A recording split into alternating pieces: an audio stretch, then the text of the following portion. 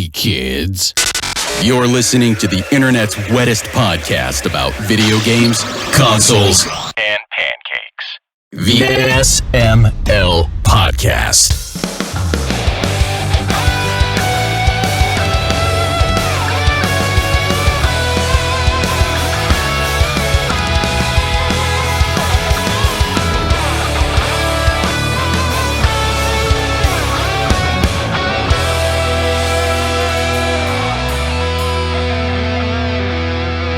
What's up, everybody? This is the SML Podcast. I am your host, Joe. Joining as usual, Cole. How are you doing? I am not dead. It was a little perilous earlier, but I'm fine. Oh, God. What happened? Well, I just had a hell of a day, more than anything. It's been tomorrow's first day of school, and it was like, yeah. So I filed to withdraw and homeschool my two youngest ones. Oh. Because that's where we're at. They didn't want to give me they didn't want to give me adequate virtual options for number two because she has an IEP. And I said, fuck that. What is an IEP? An IEP is an individualized education plan. I think that's the right yes, acronym. That's it. Yeah. That's correct.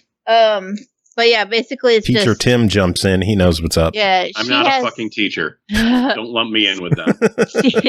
she has special education needs, and because she's autistic, and so there's just like that plan lets them legally alter her situation at school, so like she can have an aide throughout the day, and she can stop and take breaks when other people have to keep their nose to the grindstone, if you will. She can, if she gets stressed out, she can just walk out. And that's something other kids can't do, but she can just get up and leave. You just peace out and when she's just like gone. By the way, Pernell and Chris are here as well. They probably, are. Hi.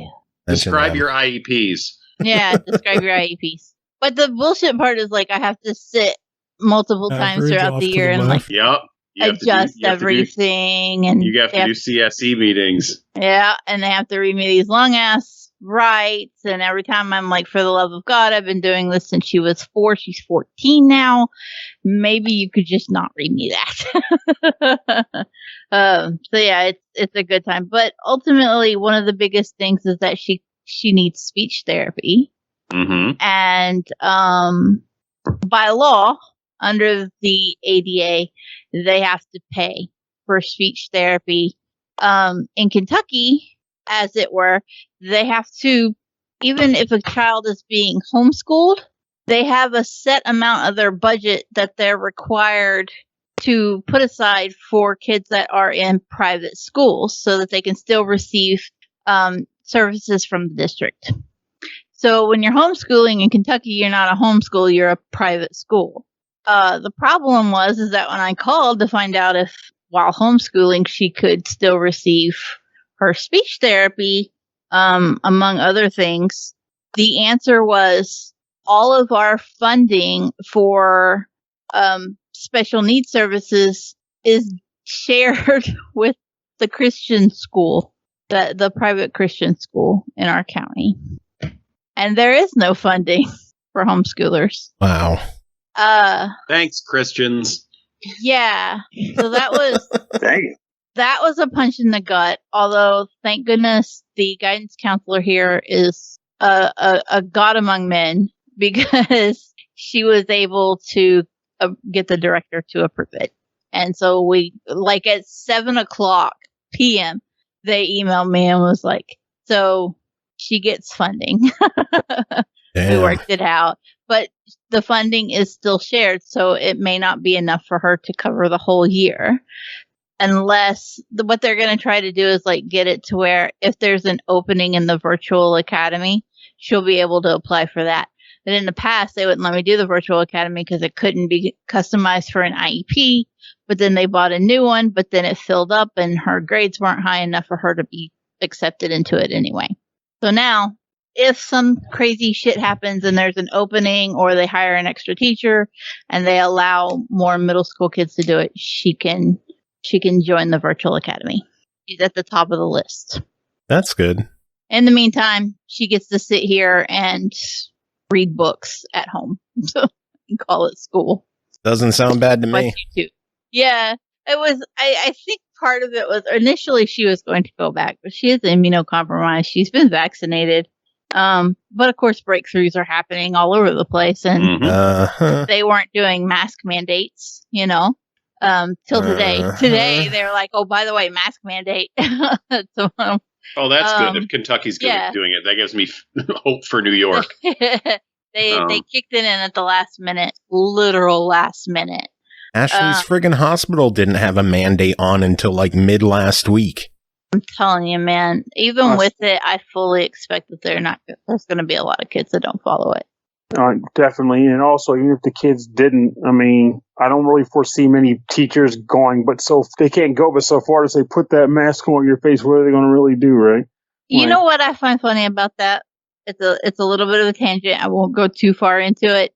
They have no fucking problem enforcing a dress code and measuring how long your goddamn skirt is. Yep. Oh, don't get me wrong. Tell you to put a mask on? Fuck out of here. Oh, don't get me wrong. I don't disagree with what you're saying. The problem with it boils down to the willingness for the student to comply with an instruction. Like, you have a mandate for a mask. You have a statement related to like clothing, like a rule for clothing, right? Now, a kid comes into school. And the one kid is like a class of 30 students, and the one kid is out of dress code. So now the teacher will signal them out. Say, hey, you're not dressed appropriately. Go to the principal's office, right? Now, the kid, if it's a generally good kid, they're going like, crap, I don't want to get in trouble for this, but I guess I got to go to the principal's office. And they're just going to comply. They'll go through the motions of you're suspended, blah, blah, blah.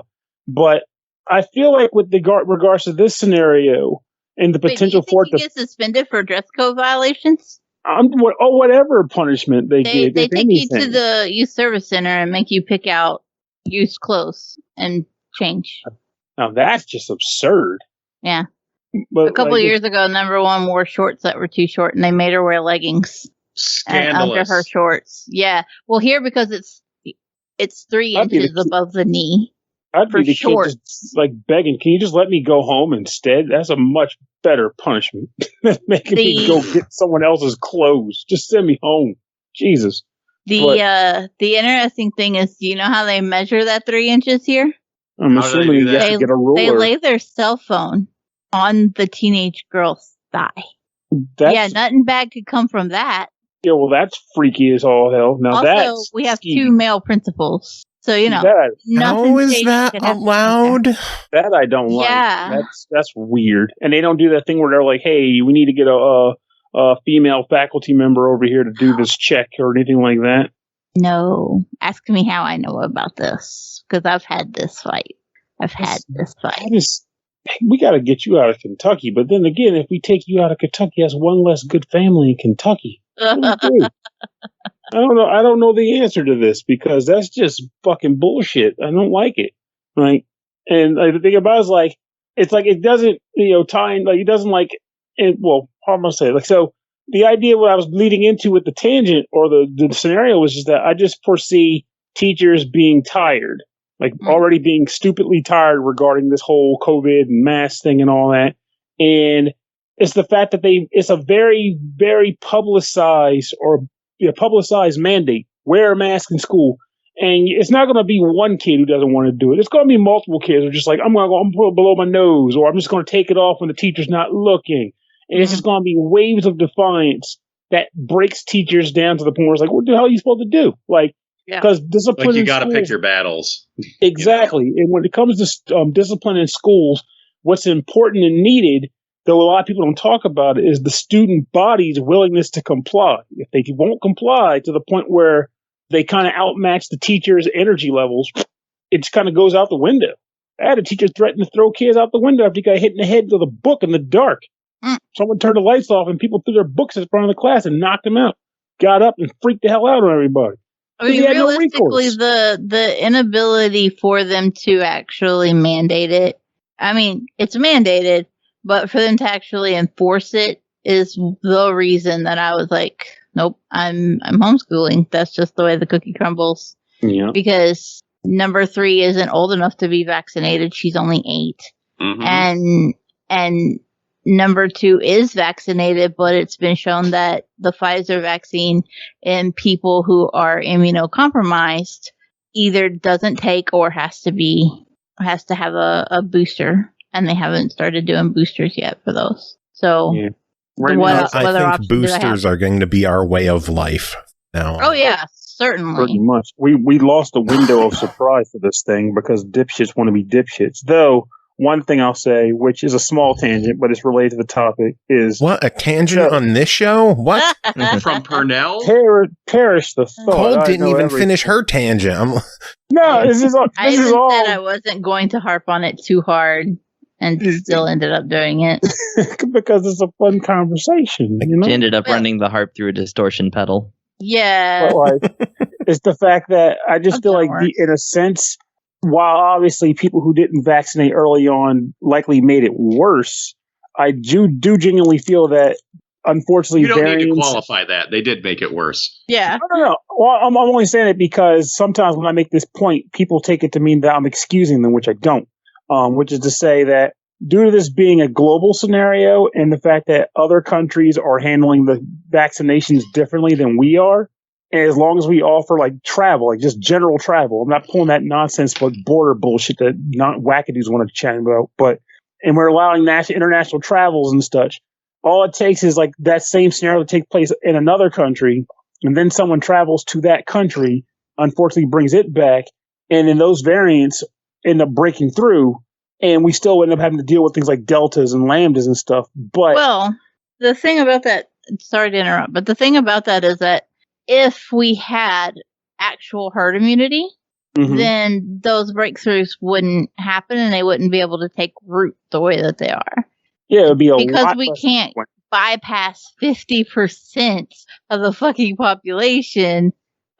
We don't get herd immunity, and that's what lets those variants just fly.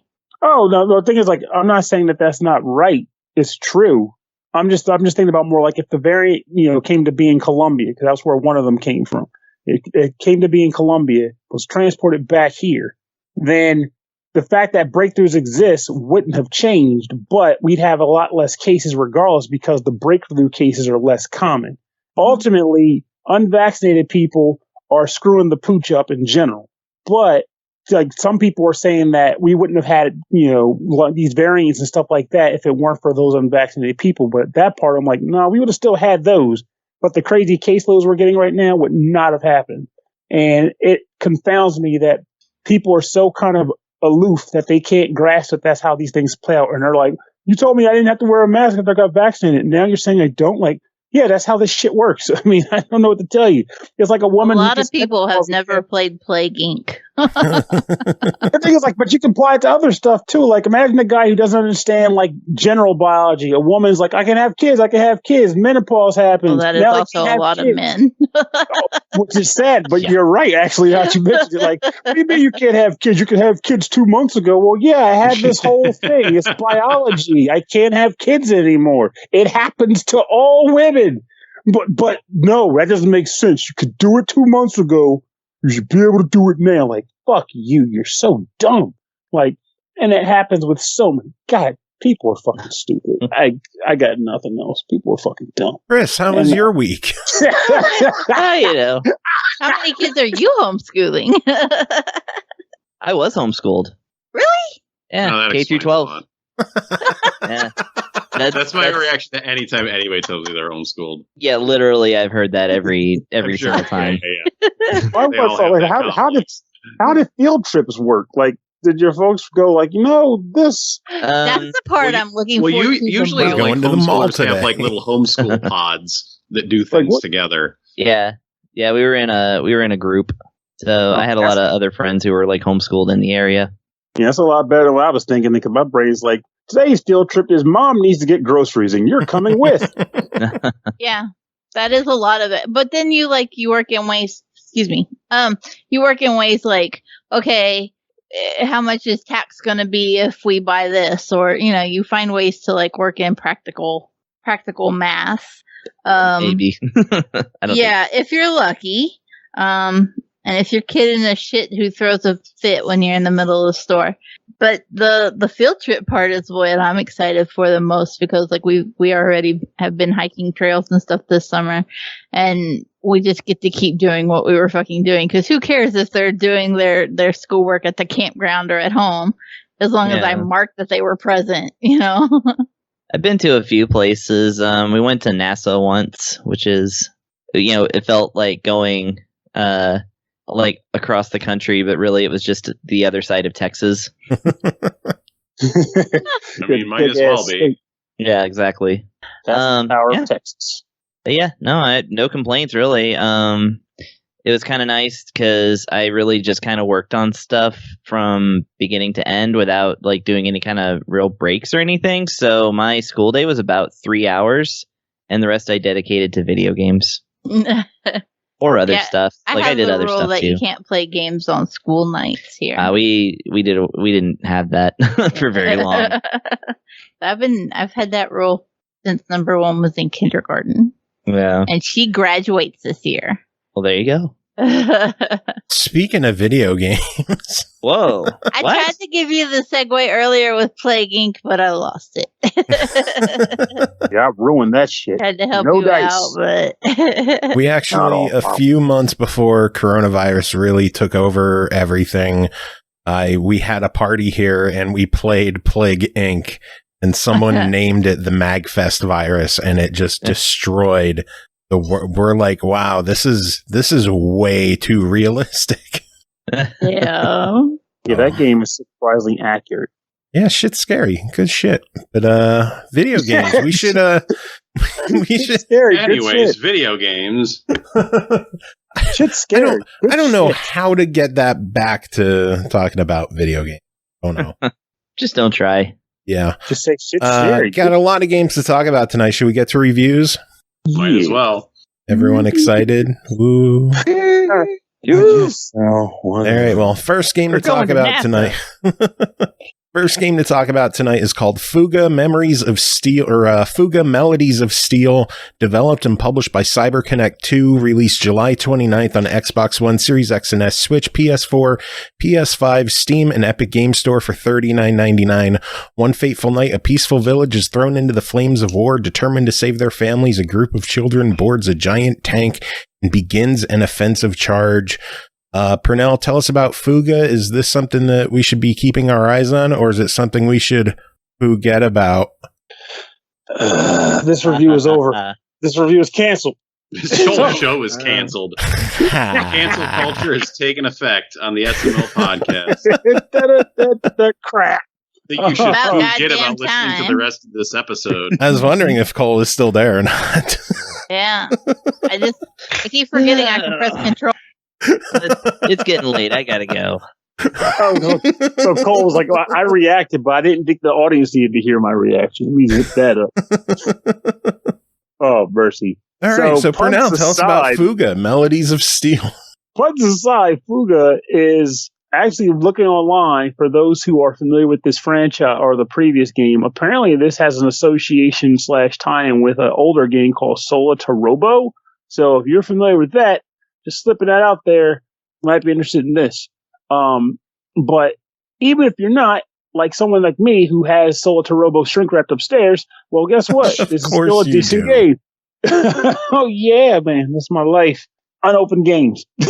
But what is this game, though? So the idea behind it is early on the game's narrative sets up to where an army of Dobermans called the Burman Empire, I think it's amazing that they're all Dobermans, attack a small village and in the middle of the night. But just before the attack lets off, a radio signal breaches the room of a small child, telling him to progress to a cave on the outskirts of town. So he and his friends run to this cave and discover a ginormous tank hidden in there.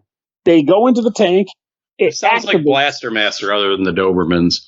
It actually, you know what you mentioned? It kind of does. That is pretty much the Blaster Master lead-in. The same thing here. They find the tank, they board the tank, and just like in Blaster Master, well, the US version anyway, this kid just miraculously knows how to pilot a tank. And all these kids load up and they hit the road to push back against this army.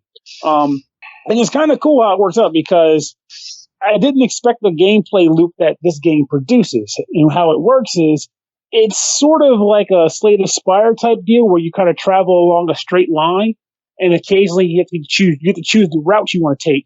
But each of the routes is composed of a bunch of nodes. Those nodes it's a node game. It's a node game. It's surprising how many of these games exist, but I can't complain. I love them. Yeah, there's a lot, and that's no joke.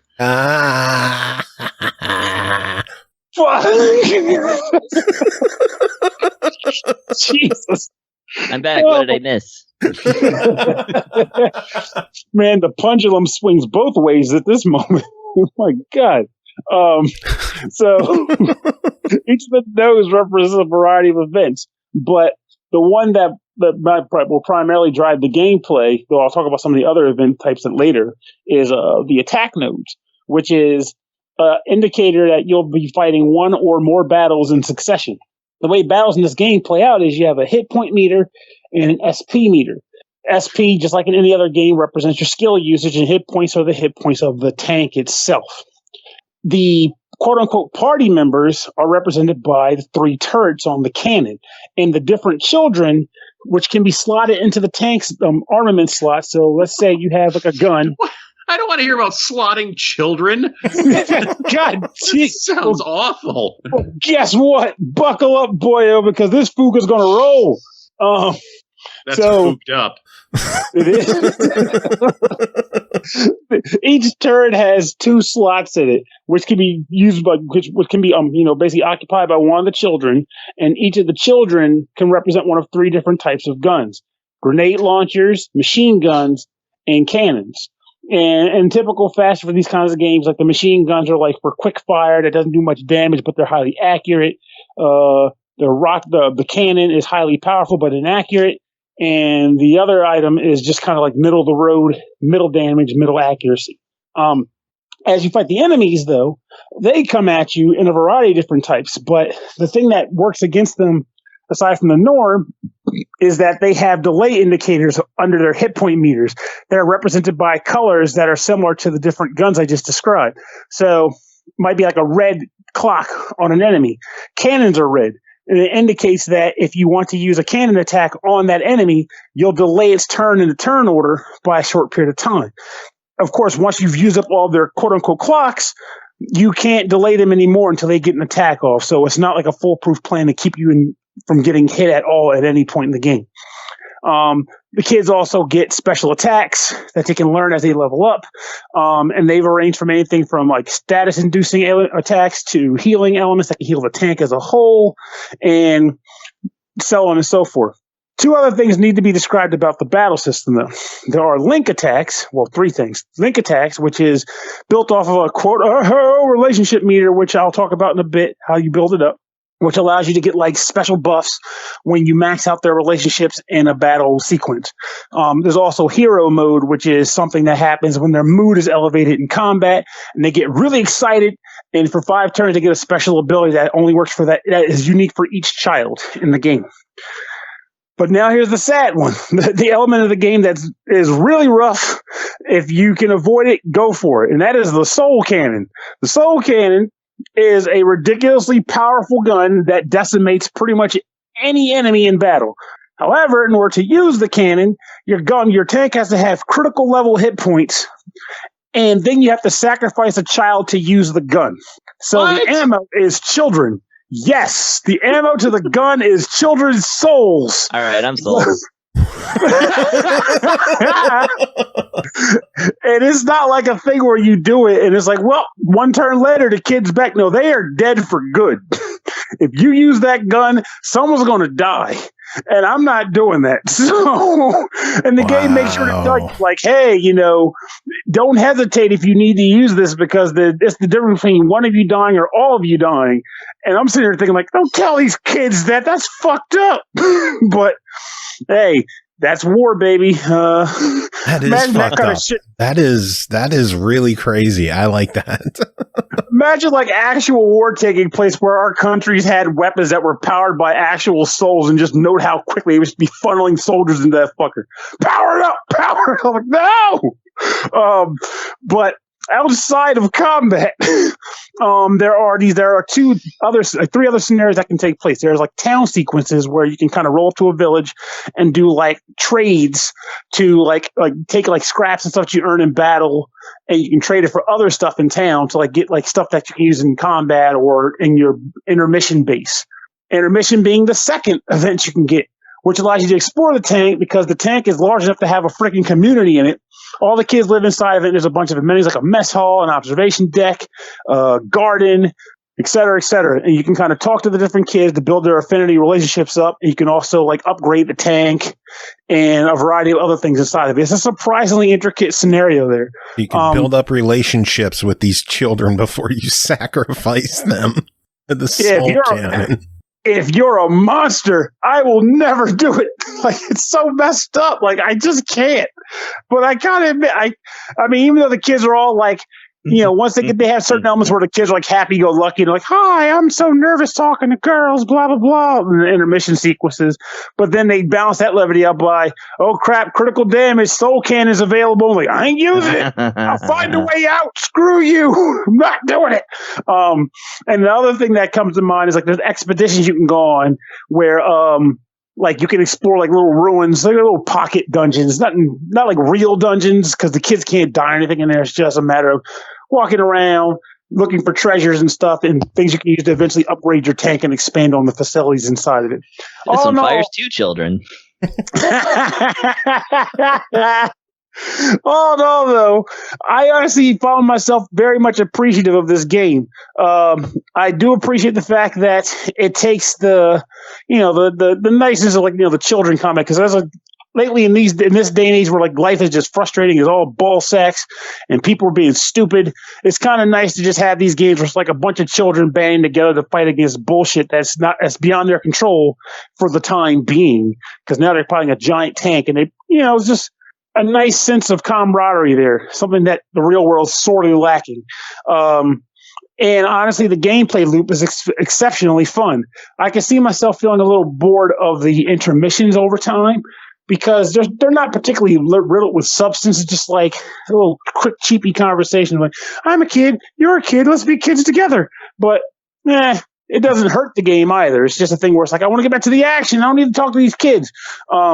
But in the end, I found this game to be a great time. I'm enjoying it. I feel as though more people will enjoy it. The music is good in it, too. It's very dramatic. Shout out to the art department as well, because I really like the visuals in this game. Oh, yeah. And they actually go an extra bit of a mile, too, because like between chapters, they kind of give you like a CG image or like a CG image, and they'll note in the corner who drew the image. So it's like they do actually pay respect to the people who did the artwork in the game, too. That's awesome. So, but oh no, yeah, this game is right up the alley. Like, I was very happy when it came through, and I'm doubly happy that it did not disappoint. Then $40 on this one. What do you think about Fuga Melodies of Steel? I think it is a legit buy. It's a good time, especially if you're already a fan of as what Tim referred to as the node games. This is a quality node game. And you have to sacrifice children. No, you don't have to. Hey, kid, got anxiety when talking to girls? We got a way to fix that. We'll turn you into a bullet. We'll shoot you right out of you. It's easier than talking to girls. At least sign me up. Shit. Oh, my Lord. Shifting gears dramatically, the next game to talk about is called Ayo the Clown. Developed and published by Cloud M1, released July 28th on the Switch for $19.99. In Ayo's hometown, things are generally peaceful. Accompanied by his talented circus dog, Bo, Ayo juggles in the park, hangs out at the carnival, and longs after his shoemaker's granddaughter until one day Bo goes missing. Tim, what's going on with Ayo the Clown? Man, I bet you all thought we were done talking about games where you sacrifice children tonight. Well, Bo knows sacrifice. Yeah, Bo knows sacrifice. That's 100%. A good throwback. It is. Yeah. So what we got here is a pretty simple, straightforward, kind of made for a younger age group, 2.5D platformer. You play as the eponymous Bo, the clown, as you're confronting the weird things that have happened to his town. Though, I mean, when you're just always a clown, how not weird is your town to begin with? So yeah, you run around these levels. You jump. Eventually, it doesn't let you jump right away. It withholds the jump from you in the first level. You can't jump until the cobbler fixes your squeaky shoes, so that you can jump. It's fine. I mean, like the first level's designed so that you won't have to jump. And then, though it's weird in the second level because you come to a pit that you have to jump over. And I was just like, well, I can't fucking jump, so I guess I'll just run into it. And then it turns out you just have to talk to the shoemaker a second time. He's in the level, like hanging out there, and he'll be like, oh yeah, by the way, I fixed your shoes here. Don't plummet to your death. It's like, oh, thanks, bud. Thanks. Helpful. Big thumbs up. Could have used that before I walked 10 feet to the right. But alas, here we are. So yeah, it's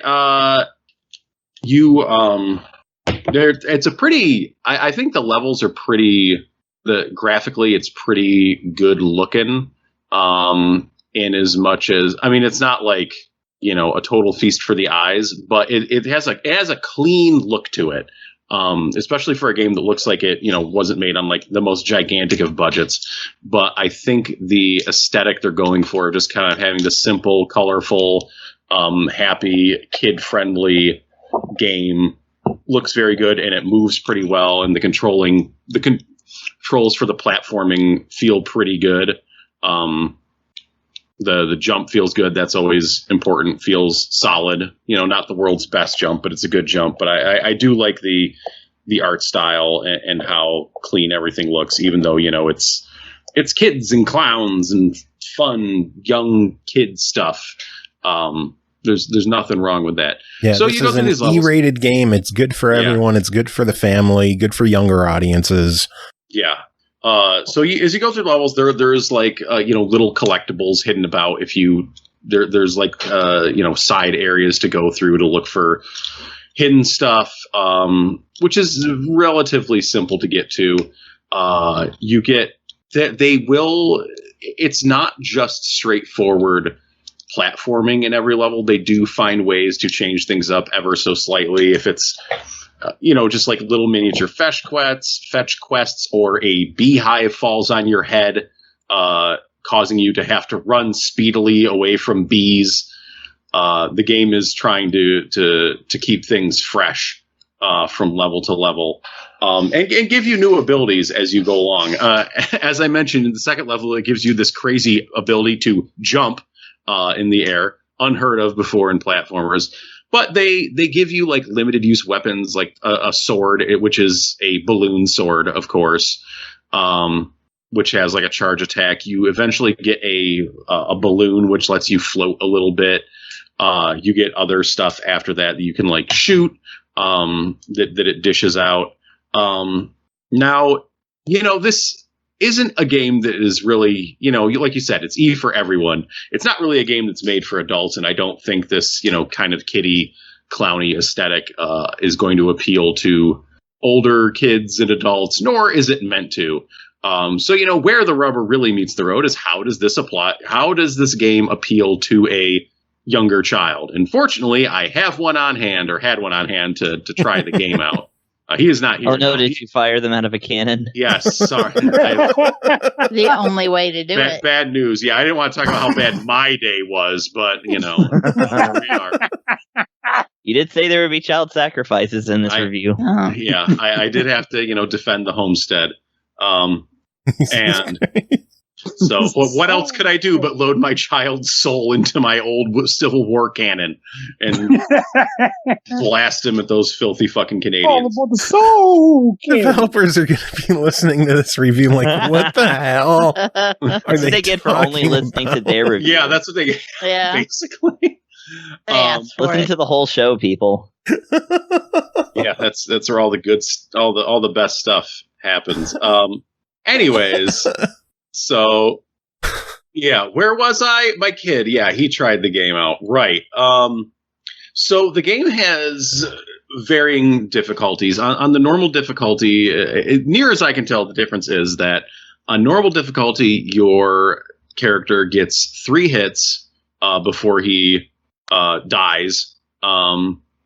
And you have a limited number of lives. Again, not sure if it kind of like caught me off guard that extra lives were a thing in this game. You know, it feels like something that's been kind of going away in recent years, other than like even in like hardcore platformers. Like if I'm thinking of like Super Meat Boy, you don't have like limited lives. You're just throwing yourself these bite-sized health. Either way, so you have limited lives on normal mode. So if you run out of lives, you will be kicked back to the world map and have to start the level over. It seems on easy mode, you get 4 hits and you get unlimited lives. And my kids seem to have a pretty decent time with it. He didn't play it too much because he's fucking obsessed with the Pokemon trading card game now. So that was my fucking weekend, which we didn't get to my tangent of what my life has been lately, but it's been that. But you know, he did have a fine time playing it, and you know, got through a few levels without, you know, my intervention or getting frustrated. I suspect that it could still use a bit more easing for younger players to, like, you know, really be able to go with the game, like just have infinite health, or have it so the balloon ability that I mentioned that lets you float, just make that like infinite. Just make it so you can infinitely float around, and so there's less danger of falling down pits. And because that's what I've seen out of some of the other platforms he's played, namely like some of the Nintendo stuff, is they really, like, when they're making the game easy, they're not messing around. They're kind of I feel like the leaders in making games more accessible for young kids. So it makes me wonder, like, this game, I think it is threading a bit of a needle with who it is going to appeal to, because it is a very, you know, young aesthetic with like clowns and stuff. So it's like, how long is colorful clown cutesy world appealing to a kid? When do they basically until pretending to be scared of clowns is cool? That hits around like middle school, I think. I don't know if that's cool or just like reasonable. See, I am not afraid of fun. No, me neither. But what the hell was I going to say? Yeah, you know, when does tragedy strike their life and they become, you know, a grim dark edgelord? That is the question. So I think, you know, you're looking. I don't think it's accessible enough for kids younger than like 5. So I think like 5, 6, 7 is maybe like the age range you're looking for, and even like, you know, a 7-year-old might think they're a little too cool for this school. So it's, you know, I don't think it's like a slam dunk even for a younger kid. But, you know, it is a kid-friendly aesthetic. Like, if you want something that is solidly not going to have the swear words or be, you know, something you don't have to police, this is that game. If you want something that's guaranteed there's nothing you can buy for your child that's guaranteed they're gonna like. So yeah. Well, admission to this show is $20. What do you think of Ayo the Clown? I think it's a bit of a try it. Just because, like, I wish it was a bit more featured with the younger kid accessibility. I think it's pretty solid all around with what it's going for and the quality of the levels and such. But, you know, it's not exceptional, but it's pretty solid. It's all right. And the difficulty gripes that you have could easily be addressed through a patch. Yeah. Yeah. Well, I mean, that's not difficulty gripes for me. Like, you know, I'm not saying I had problems. Oh, yeah, of course. Of course. But I'm saying it could yet be made, I think, even a bit more simple for the younger kids to be able to really get into it. It's okay if you struggle. Yeah. It's okay. No, I'm talking about, games. Come on. I mean, I set my kid. Come on. All right, next game to talk about is called Dragon Star Varnir, developed by Compile Heart and Idea Factory, published by Idea Factory International, released August 3rd on the Switch for $29.99. Condemned by the Dragon's Curse, what must they sacrifice? Pernell, tell us about Dragon Star Varnir. I bet I know. Well, one thing about this game that really surprised me was the number of changes that they actually made to the Switch version compared to the PS4 version. Most notably, the addition of a new soul dragon, which can be used by sacrificing some of the little sisters that you're raising back at the camp. So you're sacrificing children again? What? No. What the hell is happening with games this week? Honestly, this game is grim in that sense, but thankfully not in the form of sacrificing into a soul dragon. But Soul Dragon! With the plot of this game, honestly, that's not too far from what the game is all about. So, the premise of Dragon Star Varnir is this is a world where witches exist, but there's a weird aspect to the witches in that this is also a magical world populated by dragons. And each of these witches has their magical power imbued upon them by dragons that sleep within their wombs. And what? Yes. And I am not making this up. This is it's Compile Heart. I totally believe that. This is totally the plot. Didn't even believe it. So the idea behind this game is in this kingdom, the government or the empire, because it's always an empire, believes that these witches have a copacetic relationship with the dragons that are terrorizing the kingdom, so they're being hunted by the kingdom, in addition to the dragons just being fucking awful dragons. Now, back to the thing about the dragon womb bit. So racist against dragons right here, I gotta say. Well, dragons are awful in this game. So the idea, though, is that these dragons are slowly, growing inside of their wombs. And, of course, the way they grow is by being fed. So the characters have to eat dragon meat and drink dragon blood in order to nourish the dragon. But eventually the dragon hatches by ripping itself through the womb and out the stomach a la Aliens and killing the witch. See, that's the downside. Now, someone might be hearing this and go, well, fuck it, I'm just not going to eat dragon meat, then this is stupid. Well, if you don't get enough dragon meat and blood in your body, you go insane. So, no matter what choice you make, you are doomed to die in some manner. It is a very cursed existence. Maybe it's just from a life of, mental difficulty, but I would say I would rather be insane than exploded. Honestly, I feel like I would too, but given the way they portray it in this game, the madness may as well be death. So, win-win? But at the onset of this game, the main character, Zephy, gets, mortally wounded by a dragon and is rescued by two nearby witches that feed him dragon blood. And essentially it heals him, but also turns him into the world's first male witch. Of course, as you can probably guess, there are some complications there, but don't worry. It happens. It is what it is. And, now he shares the fate as once being a former, soldier that hunted witches. Now he shares the fate with those witches themselves, and that over time they are all fated to die, unless something happens which allows them to break the curse that causes this to happen. And that is the main driving force of the game's narrative.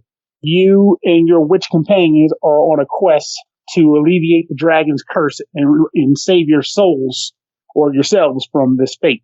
Now, talk about the actual gameplay of the game. Now that I've laid out the narrative, this game takes place like a typical Compile Heart game in that, you go to different dungeons and you can explore the dungeons, use a skill that allows you to sometimes see hidden items and pick them up, which, by the way, I wish companies would stop doing that shit. I hate it. It's just pointless. But it doesn't make me hate the game. I just hate that mechanic. So there's basic dungeon exploration, where you can also hit enemies from the back or the front and you initiate combat. However, the combat to me is probably where this game's most unique element starts to shine. And what I like about the game the most. Unique. Christ, drink everybody, drink! When you get into combat takes place on 3 planes because everyone in this game flies, including the enemies. It leads to some pretty hilarious scenarios where they, typical Compile Heart game recycles enemies, including enemies that have no business flying like frogs, but they fly in this game because that's the gameplay system. So 3 planes, each at different levels. and your characters and the enemies can reside on any of these planes. Attacks can be used that can either go out across a plane, single target, or across multiple planes, all depending on the attack you use. And there are 3 types of attacks: physical attacks, magic, and devour attacks. Devour attacks are particularly special because, in addition to doing damage, they all have the potential to consume the enemy. When you defeat an enemy by way of eating them through a devour skill, you consume their core, which gives you a new set of nodes, which can be activated. Somebody say nodes? Which can be activated using accumulated factor points to get. Fuck! Jesus!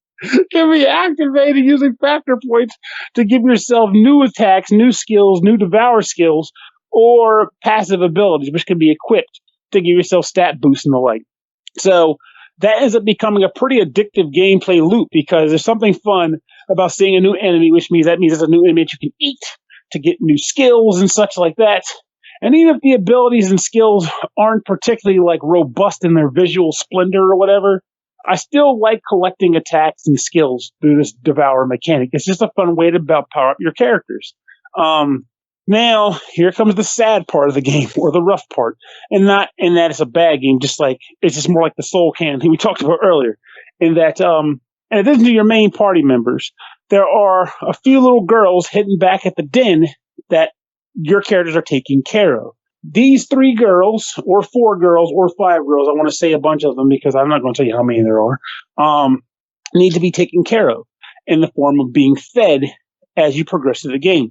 You are on a time schedule throughout this game after around chapter 3 or so, in that when you go on expeditions and come back to town, these girls are hungry and they need to eat and they need to be talked to, like nurtured like. And if you don't feed them, well, they lose their shit. And if you feed them too much, they become dragons, go out into the field, you have to find them and kill them. And it's pretty freaking sick. What's going on? Am I having a stroke? Nope, just good old-fashioned child murder. But no, thankfully, just like with the Soul Cannon, if you play your cards right, you can protect these good girls and save them from a horrible fate of madness or dragonization. And that's actually that's kind of what makes the gameplay loop what it is that unlike a lot of other games, they discourage you from grinding because the more you grind, the more hungry they get, which requires you to feed them, which means they get closer to giving birth to a dragon. So you can't stay out too long, which is funny because there's also side quests you can do, which involve sometimes grinding.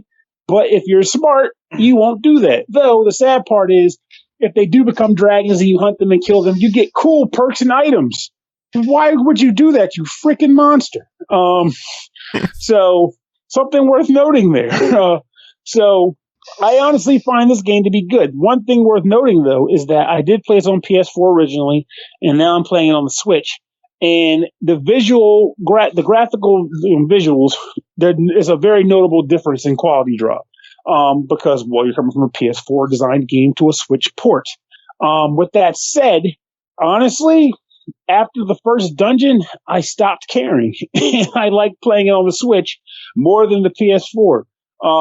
Basically, what that implies is that if you're not a graphic hound, and you're okay with just the way the game looks, and as far as its art direction and stuff, and the game, and the narrative, and the gameplay loop and all, you'll be fine. It's not going to kill you. And honestly, if you were looking to buy it on the PS4 for the graphical quality, you probably would have already done so because it's been on PS4.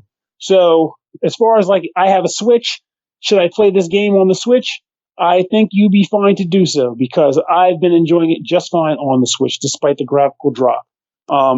It's a good narrative. I like this particular studio's games. These are also the guys who did Death End Request, which for anybody who's listened, knows I'm a big fan of the Death End Request games. Galapagos is good at what they do, and I hope Compile Heart goes to them to make more games because they rule. And honestly, there's a little bit of fan service in here in regards to some of the dragon transformation that you can get into in combat scenarios. But one, I generally don't care about fan service, but for folks who do get a little anxious about fan service, it's one of them you can hit a trigger button and skip it. so it's not even a big deal. You can just walk right past it. I like the game. It's good. Well, $30. What is your verdict? I think this is another quality case of buy, especially if you like compile heart games. This is amongst their better RPGs, I believe. So cool. It's a good time. My favorite is still Fairy Fencer F Advent Dark Force. Well, wasn't that Idea Factory, though? That was. I didn't mean Galapagos, but it was Compile Hard Idea Factory. I guess that's true. That whole thing, they're like together in a way where it's like it's hard to even tell sometimes. I was gonna say, Joe said Idea Factory in the intro. Honestly, I hear them. I'm like, thank you, Chris, for paying attention. I never pay attention to you. It's a cookie. But not anyway. Moving on, we got something crazy to talk about. We got a Vita game to discuss. Fairy Fencer. What? That's right, people. A PS Vita game just released. A couple of them just released, actually. We're going to talk about one of them. Witchcrafty, developed by PigeonDev, published by Sometimes You, released July 20th on the Vita for $4.99. Something strange is happening in the kingdom. It's so cheap.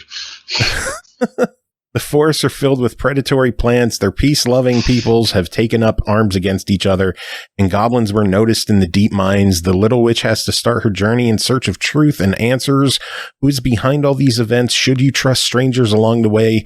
Who stole the witch's mail? Or maybe all is not what it seems? Tim, tell us about Witchcrafty. Man, it's only $5. Yep. Sucks. I really wanted this to be like a heartwarming story of like some, random game coming out when the Vita's been long dead and gone, and it's like, check out what the Vita's got. You got to play this game on the Vita before it comes to anything else. But unfortunately, Witchcrafty had other ideas. So it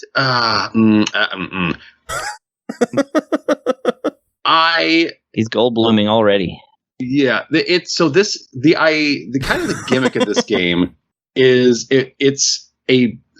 bills itself as a Metroidvania platform, a level-based Metroidvania, which in practice means it's not a Metroidvania. It's just it's level-based.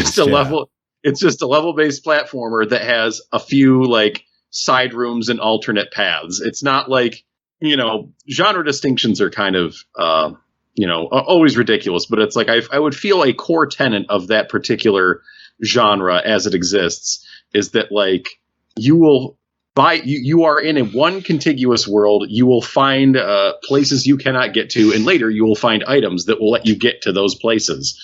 Kind of feels generally how that is meant to play out, in my humble opinion. But in this game, you just go through the levels, and then once you get to the end of a level, you get dropped into the next level. So yeah, it's not really, don't see the word Metroidvania and then check out the look at this game and be like, oh man, I want to play this. I want to play this Metroidvania, because you will not get a Metroidvania. I do think like the look of the game is actually quite good. I really like the animations and like how the enemies look and how your character looks and how how she animates. And I think, the backgrounds of each level, while, it's drawing from the same tile set, like it looks good. That's not like a deal breaker or anything to me.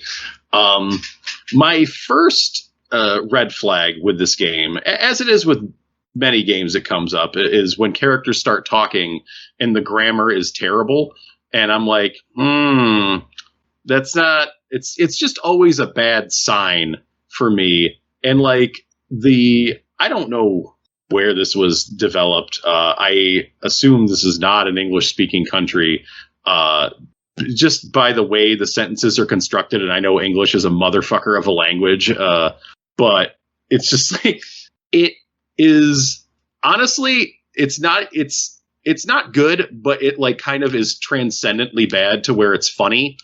And just like, you'll read these sentences and I'm just like, what are you talking about? Like just random articles splayed about, and not every sentence is like that, which is what threw me off at first and made me feel like, maybe it was just a couple of bad lines, but there's just, I don't.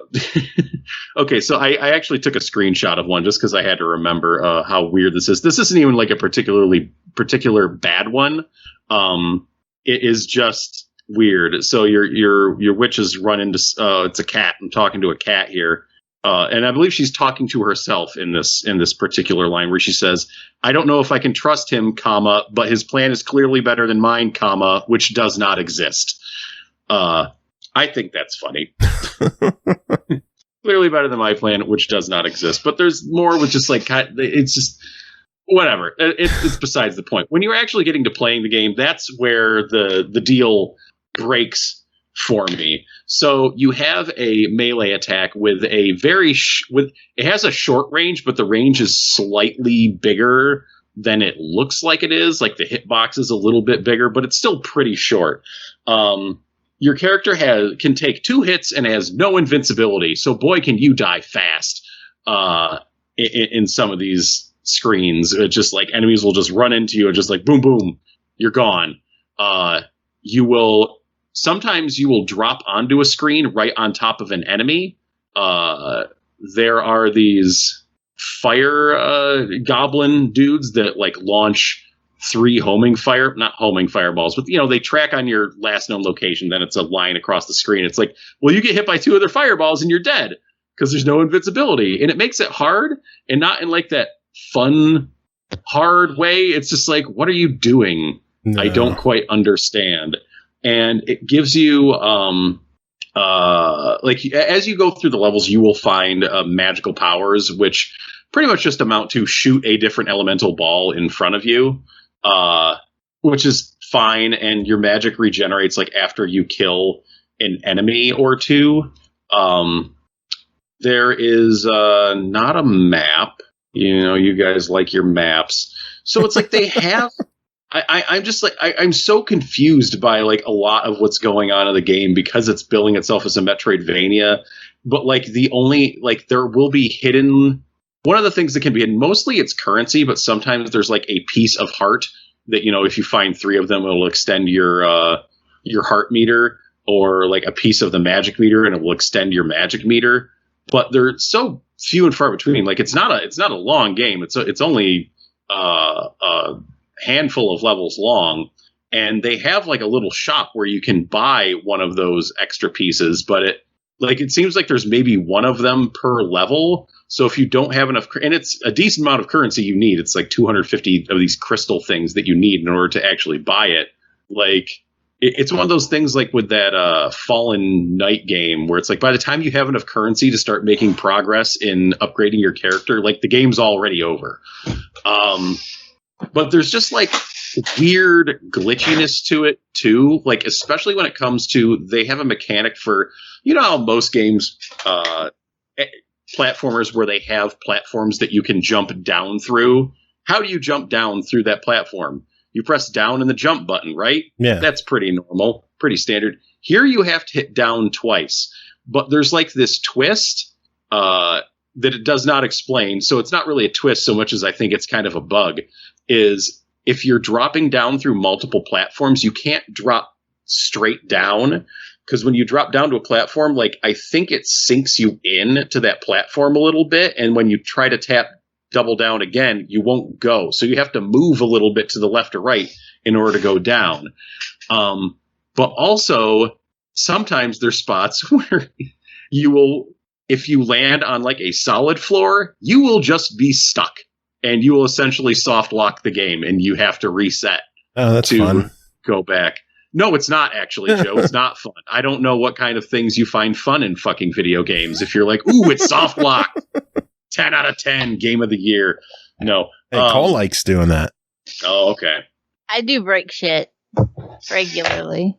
Yeah, but it's checkpoints are pretty far between. So when you have one of those random, like, dropped into a room and, get fuckered on suddenly deaths, it's like, oh God, I have to go through all that other stuff again. And like, I was trying really hard to like this game, and really enjoy it. Oh, I lied. There is a map there. But like, you're still going from one end of the level to the other, and the levels aren't very big, and the story is incomprehensible, and like I'm dying all the time for things that are out of my control, or sometimes getting stuck in floors and just not feeling great about moving around. Anyways, you also get a dash and like an air dash when you're on the ground. It does like a roll type thing, which is okay. It's just like the thing, like you need more health, and you need to like work out the kinks in your collision with your character's feet going into floors. And then you'd have probably like, it wouldn't be a Metroidvania game, but you'd have like a solid little, 2D platformer with like a little bit of exploration off to the side. But otherwise, just like, what's... So smooth out the rough edges, and there's potential, because it is going to be coming to other platforms eventually. Yes, just please fix the little things. It's only $5. It would be so easy to recommend if it wasn't broken in those ways. Well, as it is at $5, what is your verdict? You should not even buy it for $5 because it's just not good in its current state. If they even just give your character a little bit of invincibility, like work out the thing with clipping through the floors and into the floors, and then it's easy. It's like, okay, solid game, $5, go nuts. Especially on the Vita when you don't got much coming out. Like Vita people are probably already bought it. They're like, oh my god, something showed up on my store. Yeah, holy shit! It's one of the final games to release on the Vita. So I think they are done. No, I think Sony has officially ended submissions for the Vita store. Oh, okay, yeah. Fair enough. I think that's officially one of the final games. But Tim, that is it for you. We'll let you get going. Bedtime. Yay! Time to go shoot my kid's soul out of cannon. Yay! Do you have any final words? No, catch you guys next week when I'll actually play that other game I need to review on Steam. It's a rhythm game. I think Souls is in the name of it. Is it? Yes. A rhythm game with the word souls in it? Yeah, God damn it, another fucking Souls game. Beat Souls. That's what I gotta play. Beat Souls. Yeah. From Sorry, software. I mean, it's not from.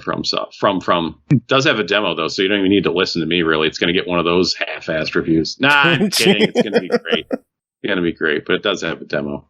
Yeah, I'll be playing that for next week. Mark my words. I just didn't have enough time this past weekend because I was playing fucking Pokemon trading card game with my child. I played that was literally probably like 4 hours of my day on Saturday. I was like, what the hell happened to me here? Just Pokemon cards? What? Just Pokemon cards. Yeah. Jeez. Well, the day opened. Now you're getting my tangent. Welcome. Oh God! Here we go. So if you're ready. No. Well, So this is gonna be a little bit heart wrenching. So he hadn't really been into the game yet. He's accrued a few cards just from like giveaways, here and there. Like McDonald's, here's some cards. When he went to see the Pikachu movie, he got a pack of cards. So he's had like a few cards. And then on Friday, one of his friends at the summer camp thing that he goes to gave him like 6 or 7 cards that he had duplicates of. So he was like so excited. He's like suddenly got all these cards. He was having so much fun with them Friday. Saturday morning, I'm trying not to wake up desperately, but he gets up and I hear him go downstairs, and I'm like, okay, well, it's Neville now. So I get up and I go downstairs, and he comes up to me after I get out of the bathroom. He's just like, really quietly, like, Dad, I ruined my Pokemon cards. I'm like, what happened, buddy? He's like, I dropped them in my pee. I'm like, you dropped them in the toilet? He's like, yeah. I'm like, well, where are they now? I threw them out. I'm like, did you wash your hands? Yeah. So he's had these cards with him. And, a lot of times when he goes to the bathroom, like he has something in his hand. This is just a thing kids do. I'm sure Cole's familiar. It's 100% a thing kids do. 100% I think kids do. And I'm always like, buddy, okay, before you go to the bathroom, put the thing down. Like, put the cards down, put the car down, put the toy down, then go to the bathroom. And this is why. In his Saturday morning, like, drowsiness, whatever he did when he went to go to the bathroom, he had the cards in his hand, and he dropped them into the toilet bowl. And he was heartbroken. He just starts bawling. And I'm like, okay, buddy. Well, we're going to do our stuff. We'll go drop by Target and see if they have any Pokemon cards there. It's like, okay. So we go to Target, and they don't have any Pokemon cards because you have fucking idiots that are our age buying them all up to sell on eBay. I've actually seen cards in Target more recently. I think some of the craze has died down a little bit. Every time Ashley and I are at GameStop for longer than 10 minutes, someone's in there. Do you have Pokemon cards? Yeah, but they do have this Battle Academy game, which is like a starter box, which, teaches kids how to play the game, and it comes with like 3 simple decks. So like I bought that, and so now he knows how to play the game, all told. And then the next day I took him to like a local shop because I knew they would have like a bunch of just fucking old random cards sitting in boxes for cheap. And I was not wrong. And he got a bunch of them and was very happy about that. And some they didn't charge him for. And they actually did have packs of Pokemon cards there and some of the new decks. Though we didn't buy any of them. We bought some other stuff, but yeah. And anyways, the moral of the story is that he had a great weekend. At the end, despite the tragedies of Saturday morning, we played a bunch of Pokemon card game. He got a bunch of random Pokemon cards just to fart around with. They gave him some, card slip covers. Just gave them to him. They were just like, here you go, kid, to protect his cards. So he doesn't pee on them? Well, he can still pee on them. Some Hopefully things are inevitable. Some things are inevitable.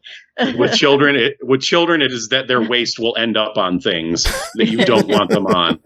True.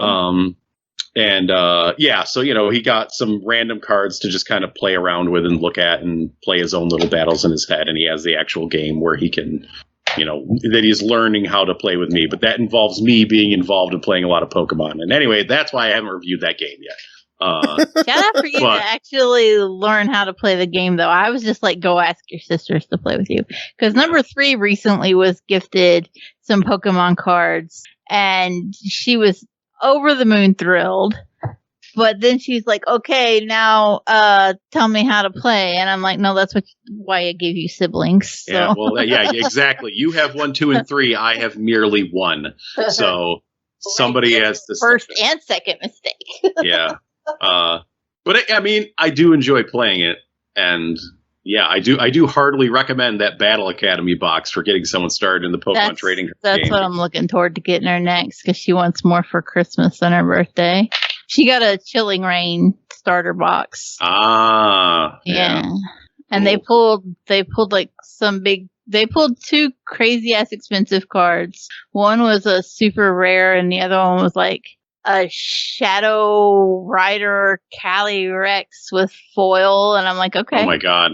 Yeah, it was wild. I was like, okay, I don't know what any of this shit is. Have fun. Yeah. Yeah. Can we retire off this card? No? Not yet. Okay. Yes, can we retire? We. Yeah. All right. But yeah, anyway, that's as far as my tangent will go. Cool. All right. Catch you guys later. Have a good night, man. Lasers. Oh, man. All right. We got to move on. Next game to talk about is called Death Trash, developed and published by Crafting Legends, released August 5th on Steam Early Access for $19.99. Death Trash features a post-apocalyptic world where cosmic horrors long for humanity but meet punks with shotguns. It combines old-school role-playing, modern action gameplay, and player freedom. Create your own character and explore a handcrafted world. Chris, tell us about your time with Death Trash. Okay, why not? All right, so Death Trash is, it's an exploration game with a kind of an isometric 2D look, so it might remind you of, like, I don't know, Diablo or something. I don't have a lot of references to that, but it also, what they mean by modern gameplay is that you can roll away from enemies, because that's the thing that they all do. Fortunately, it's not like that's not a huge part of the thing, and plus you can only roll so much. You run out of energy eventually. No, that's burying the lead. What this game is about is that you are you're a character who has been banished from civilization, essentially. You have some kind of illness that you don't know what it is, but it has gotten you banned from society, and so you are forced into the outside world where you must survive. And if you try to re-enter society or reproduce, then you explode and die. Nice. So that's, yeah, it's all about kind of figuring out who you are, and definitely don't get laid by strangers in bars, because you will die. There are consequences. And plus, just don't do that anyway. We're in COVID now. It's like, this is, you gotta get serious. Yeah, wear a mask. Yeah, wear a mask. And I say your character carefully, because actually, even though you go through an entire character creator process, there's no options for gender. Further than that, as far as I can tell, there are no pronouns either. You are just, my character's name was Hot Pants, and I got them to look a little bit like Alan Rickman in the Harry Potter films. And so that's the character I had rolling around and tumbling around. You quickly find out you have an optional kind of tutorial dungeon to go through where you learn all about like opening doors, and most importantly, you learn that you can make your character puke on command. You just push the F button at any point and your character will puke on the floor. And then you can pick it up, and you need to use it as quote unquote biologic lubricant for a machine, because some machines, I guess, run on that. And therein, you start to see, this game is a little bit odd. And then on your way out of the first dungeon, you run into the Flesh Kraken, which is so most of the planet that you live on in the outside world is just piles of gore. That is to say, piles of just skinless muscle and brains and guts and just flesh, no explanation. It's just coming like out of the rocks. Well, I mean, I'm sure eventually you get an explanation, but the Flesh Kraken is like the side of a tree. It's in one of the preview images, but it's in one of the sides of the tree. It's just this culmination of flesh that has taken on a life and consciousness of its own and looks like a giant octopus, but an octopus made of gore. It's very Cronenberg, this game. But instead of fighting it, you have to find it friends, because it has gained a consciousness but doesn't have any friends, and it really wants some. So, that's another thing that makes this game a little bit unusual. It's actually kind of heartwarming, because on top of doing quests to kind of help people find their humanity in a very inhuman place, you even have empathy as a stat. And certain dialogue options with other people are locked away if you don't have the proper empathy, which is kind of one thing about this game. They do say that it has all this freedom, but I noticed that you do kind of shoot yourself in the foot, figuratively speaking, if you let's say don't raise your gun levels early on, because as soon as you find a gun, that becomes the only thing that basically does damage, because the only other thing you find in the tutorial dungeon is a stick. And I raised my melee damage with a blade, and I never found a blade. And then, I raised my empathy level a little bit and my strength and all this other stuff. I raised nothing that would help me out with guns or occult, quote unquote, which is basically the magic in this game, shooting lightning out of your fingers and stuff, Jedi stuff. And but you can still survive. It's very much like if you get in range of enemies, then they start coming after you, and then you have to get away from them or get killed. And some enemies explode when you kill them, and then that can kill you too. But you can also set up chain reactions and stuff. And enemies drop meat and guts and machine parts and stuff, and the way that you heal yourself in the game is to just eat that meat, that raw meat that you sometimes find on the ground. So this game is an interesting combination of things. It's a genuinely really nice to look at game that tries to be as ugly as it possibly can, but the sprite work is so good. The sprite work's amazing, and it's ugly. And it's beautiful in its ugliness. It's a game about post-apocalyptic kind of isolation and stuff like that, but it's all about making friends and caring about people. And it's yeah, it's a game that like you want to take seriously, but then you can just press F and make your character puke. Like there's so much and the Steam page has a nice animated picture of the flesh octopus. Yeah, Flesh Kraken. Flesh Kraken, that's it. Flesh Kraken. He has a name. Sorry. Anyway. My apologies to the Flesh Kraken. Yeah, no, it's fine. Black. So, you basically, you explore as you go around areas, it highlights a certain like wall. And if you click on that or, push the button on that, then it takes you to a larger overworld map where you can kind of warp to the next quadrant. So it's not totally open movement. It's like there's definitely like areas to explore on a map. But it's genuinely really compelling. As soon as you get like kind of used to the different modes of combat and you gain a couple of levels and unlock enough, stuff that you can do, you really start to get going, and it's a fascinating game. Cool. Well, it is in early access right now. They are saying that they plan to be in early access about a year, but if it takes longer to make a good game, then they're going to take as long as they need. Yeah, sure.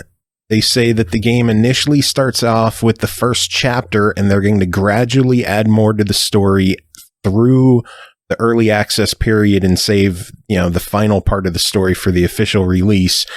They are not going to be pricing it any differently. So $20 on this one. Is this worth jumping in now? Is it worth throwing on a wish list? Is it something we should ignore? What do you think? So I'm trying to remember, does it have a demo too, or is it just early access? I believe it's just early access. I don't see it. Okay, yeah, I was looking at something else. Never mind. Okay, well. Oh wait, no, it does say download demo. Okay, it does have a demo. So it has a little demo. You could try that. I certainly think that my what would you say, figurative $20 is well spent on this game. I'm looking forward to it fully coming out, and it's got enough in it right now that I think it's worth jumping into. But it's I think early access purchases tend to be for like people who are very sure that this is the thing that they want already. Yeah. But and that's the thing, is I've never played anything like this before, so I didn't even know until I put my hands on it whether I'd like it. I'd say for my money, it's a buy it. And of course, if you want to wait for the full version, then go right on ahead. It helps the developer obviously that they get customers now, but I think it's really compelling, and it's more than meets the eye, and what meets the eye is already a bit much. So, yeah, I like it. Cool.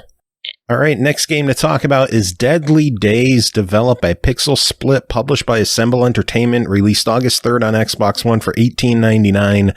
Deadly Days is a unique strategic roguelite in the zombie apocalypse. Manage and protect a group of survivors and help them to stop the catastrophe. Discover and use a large number of wild and crazy objects, even wilder and crazy survivors, special abilities, and deadly weapons. Cole, tell us about your time with Deadly Days. I died. What? I know, that's a shocker, right? So this is a roguelite, but it's also roguelike. But it's also a strategy game with a little bit, I don't want to say it's twin stick because it's not, but like it's got a top-down exploratory phase to it as well, and you can use the face buttons to kind of make some extra shit happen. So obviously, if it wasn't like glaringly obvious, I guess it's a zombie game. You're trying to survive in the apocalypse. You get a couple random survivors every time you start. They have a little pokey-ass base, and they got a little pokey-ass school bus, and it pokes its way wherever you tell it to go every day. When you start the day, you press Y, and then you'll get a couple of options that kind of show up like a card system, if you will. They'll be color-coded to let you know, like, green is obviously easier, red is obviously harder. Purple is you will get your face fucked off, as you do. And so, you'll choose, which path you want to go. The the cards are for different types of situations. Like one may be for searching or scavenging a hospital. One may be for scavenging a warehouse or for looking for survivors or just different little scenarios that it comes up with. There aren't a whole lot of scenarios to choose from. It's pretty limited, but that actually kind of helps because the game can get overwhelming. If there were too many different scenarios, there would just be a point where you'd be like, fuck this, I'm out. At least when you're looking at the cards between the color coding and the different, the limited scenarios, you know what you're looking for. The funny part of it is that primarily what you want to look for are burger restaurants, because that's how the virus is being spread. And you need to collect fragments of maps by looting 5 different burger restaurants throughout your run. Once you've collected your map fragments, you can then go to the burger factory and fight the big boss. This all seems way too real. It's pretty funny, to be honest. And it's like they're injecting the cows with some kind of neon green goo. It's exactly what you think it is. And it's delightful. But yeah, if you make it to the factory, kudos to you. This is one of those instances where, despite being a roguelike and despite dying really fucking fast, you do gain permanent progress. There are 3 different types of classes, if you will. So one is like more of a brawler type of setup where you'll get active and passive perks that are geared toward, strength loadouts, if you will. Where there's, I forget what the second one is. The second one has stuff like copy your best weapon every day or something like that. And then the third one is like a medic type of loadout, which is the one that I decided was just perfect for me because I was dying a lot.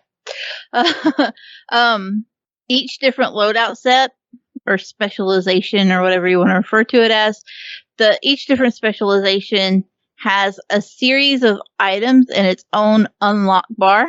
So the more you play that specific class, the more you'll unlock items that are better and better, and then you'll survive longer while you're using that class.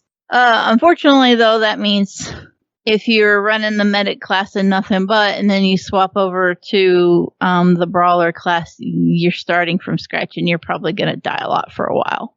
The perk to that is that at least you know which ones to avoid when it comes to the cards, and you don't accidentally click the purple when you only have one dude with a knife. You do need to customize your characters. Not quite RPG wise. You do level them up with food. You have to collect food or your motherfuckers will die. If you don't have enough food to feed everybody that you're packing on that bus every day, somebody's just going to randomly fall over and die of starvation. That's a hard way to lose a group. Take it from me. I thought I was doing great. This is a great run. I didn't notice I was low on food. People just started dropping like flies. That'll get you every time. I was really focused on getting to the burger factory. And then I got there and I only had 2 people left. So you have to be careful. You can't just go save every motherfucker that pops up on a card. You're like, oh, it's brilliant to have an extra survivor because then, that's an extra gun. That's an extra perk or whatever little special ability they come with. Some of them can heal. There's one dude with a pumpkin for a head who just randomly throws his head every 20 seconds and it blows up. There's a baby who just follows you around with a fart cloud every so many seconds. There's a lot of chaotic energy happening with the characters here. But if you can't feed them, you're just putting your other characters at risk. And I'll tell you what, the game says it's random when it picks who dies. It will always pick whoever has the highest fucking level or the best fucking gun. It is never that level 2 baby man or the level 4 chicken man who falls over and dies. It's always level 35 ninja with a katana and a Chicken Man. every time. It's never Chicken Man. Chicken Man lives forever and he don't fucking deserve it. He doesn't do anything fancy. And he lays an egg every so many seconds, I think it is, and the egg blows up. Anyway. Well, Chicken Man doesn't deserve being alive, but does Deadly Days, that worth the $18.99 price tag? You know, the sad part is I feel like I haven't even touched on a whole lot of the game. So absolutely, yes. There is plenty of content here. You're going to be playing and replaying until your hands fall off. And even if you do succeed and you beat the burger factory or you build a rocket ship and get off the fucking planet, if you win your run, one, you're going to want to do it again because, you know, you want to see if you have skills or if it's a fluke. And two, there's a daily run. And you can keep challenging yourself every day. Ooh. Yeah. Nice. So it has your stamp of approval? Yes, very much so. Cool. Buy it. All right, next game to talk about is called Armed Emeth, developed by HitPoint, published by KEMCO, released August 6th on Xbox One, Series X and S, and Windows 10 for $14.99. Valis, a boy earning petty cash in a commune of drifters, is suddenly met by Locke, a standalone golem. Upon discovering that the leader of a criminal organization has an enormous bounty on his head, Valis receives a golem of his own from Locke and decides to join him on an adventure into the unknown where numerous bounties await. Thus begins their journey of grit and oil across several continents. Chris, tell us about your time with Armed Emeth. Okay, well, this is another KEMCO RPG, which, you know, those are released very frequently with alarming frequency, honestly, and you know, seemingly, you know, on the dot.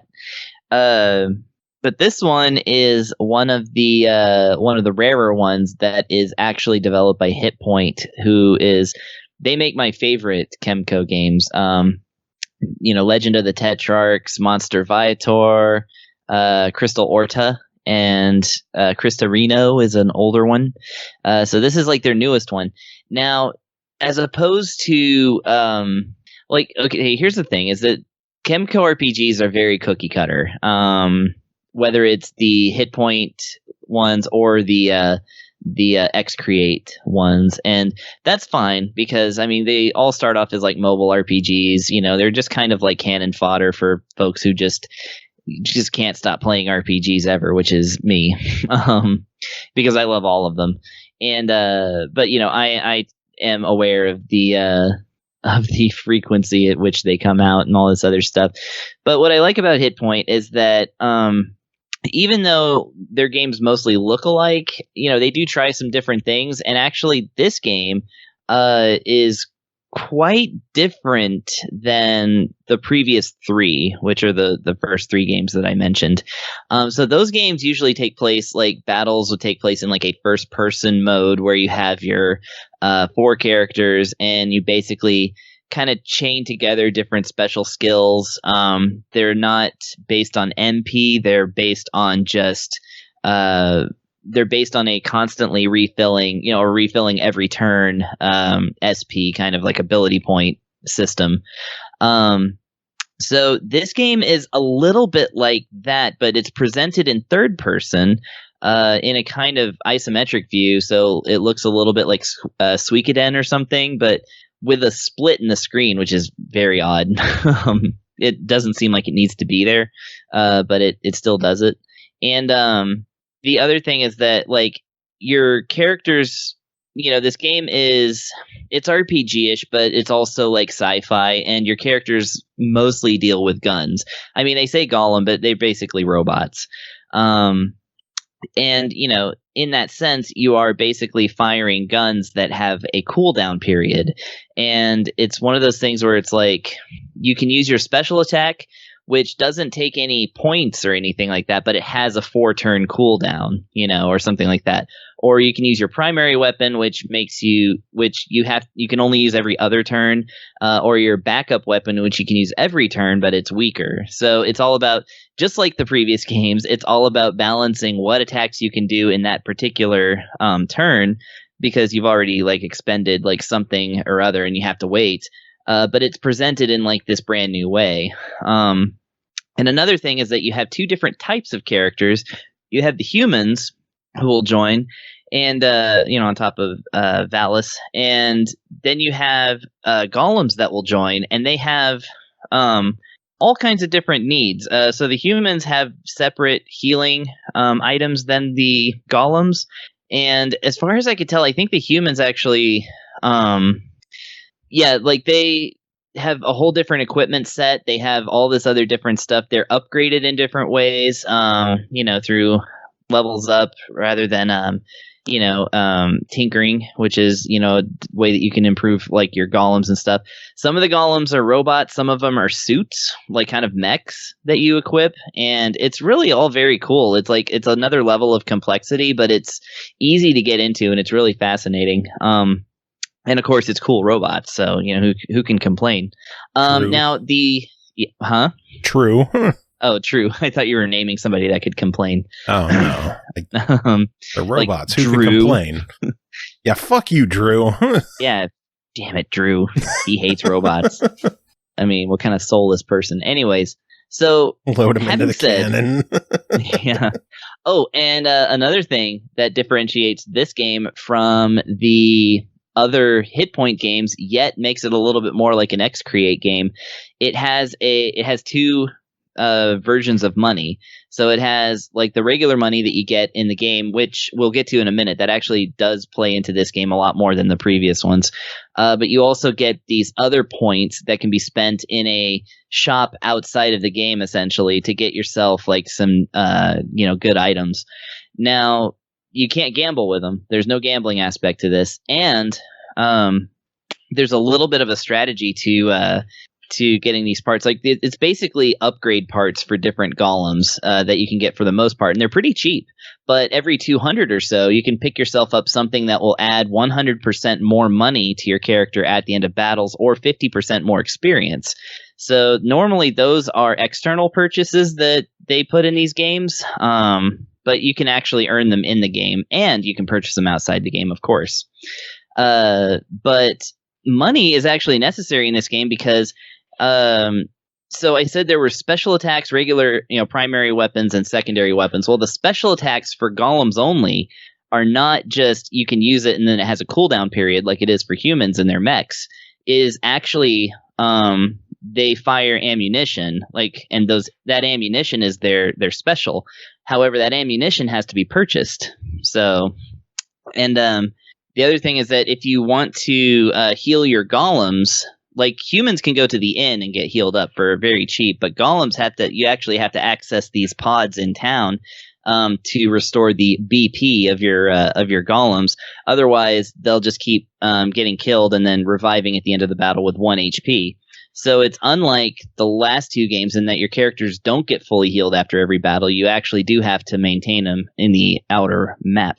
So having said, the game is basically like the other hit point games. You just go from town to town, location to location, talk to people, get the plot and, get quests and side quests. And of course there are bounties, like a lot of these kind of games. And you got those in Monster Viator and Crystal Orta as well. It's just there's special random encounters that you can find for like fabulous prizes, but they're a little bit harder. They're fun to do, and really, and of course the graphics, the sprite art's fantastic, and of course there are ponchos. That's the hit point mascot. It's like a slime, but it has the face of kind of a bird, like a chick.